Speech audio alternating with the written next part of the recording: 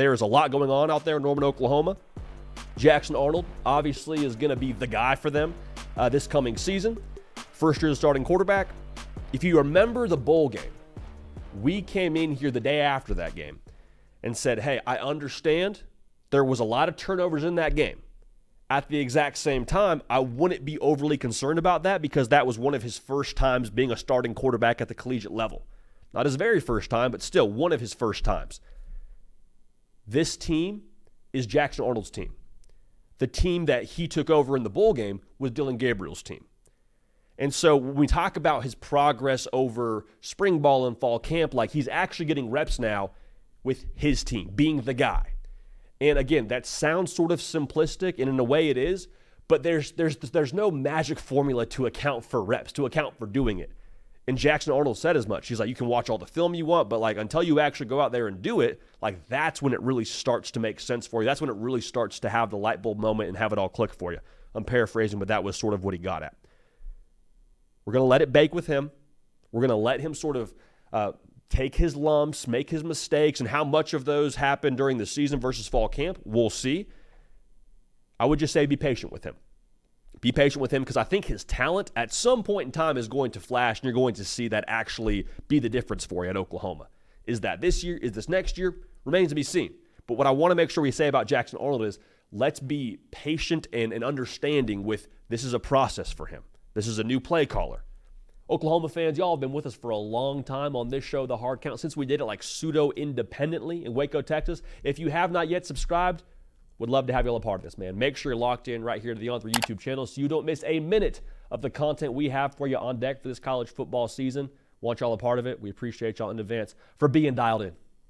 Offensively, speaking of that play caller, Seth Luttrell, the vibe around Norman right now is that the offense will be very similar to what Jeff Lebby ran. A lot of air raid concepts. They're still going to want to push the ball downfield.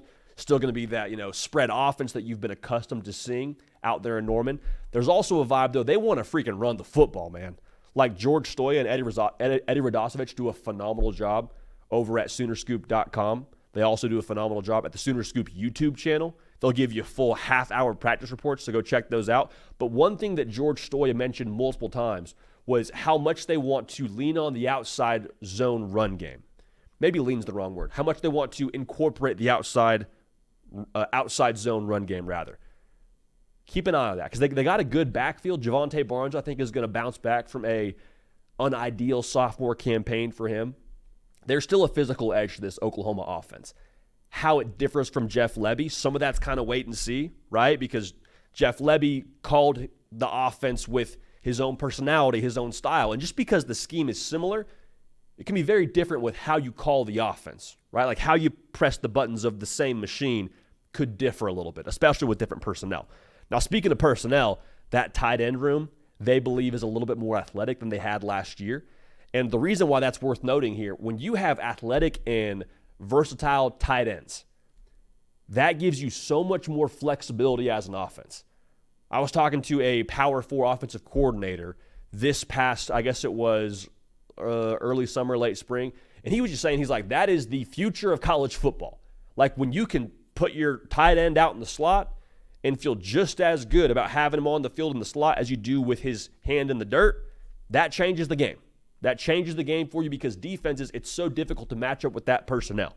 So I don't want to overstate the importance of having, athletic tight ends, but the bottom line here is right now in fall camp, they feel real good about that group. They feel real good about the ability of that group athletically.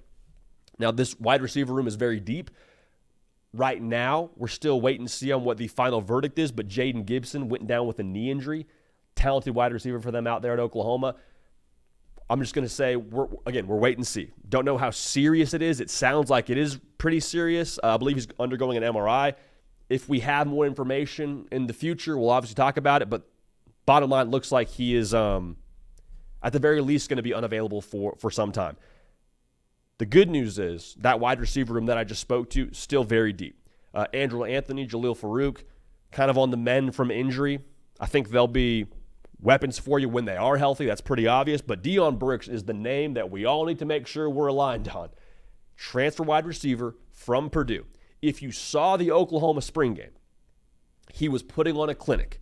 He was passing out T-shirts and juice boxes after the game. Like that he had like over 150, 170 some odd yards in that game. Him and Jackson Arnold, obviously very dialed in. They are going to make a point to force feed him the football. Whether it's in the screen game, whether it's in the quick game. Heck, you could see him on some jet sweep action. Could see him pushing the ball vertical. Like Dion Burks will be a guy for them that they will look to get the football to early and often and creatively. So be excited about him, man, because he is a stud. All right, there's a lot to be excited about right now. We're going to give you some more intel as we get more scrimmages under our belt here out there in Norman. But bottom line is a lot progressing, a lot baking. At the end of the day, I still think it's about Jackson Arnold. It's about the offensive line. So those are the two things that I would keep a pulse on most closely. But again, subscribe to Sooner Scoop, the YouTube channel, and also get you a membership at Sooner Scoop, the Oklahoma on 3 site, because all the intel and then some is jam-packed over there. And again, it's well worth that $1 using JD1 for your first month.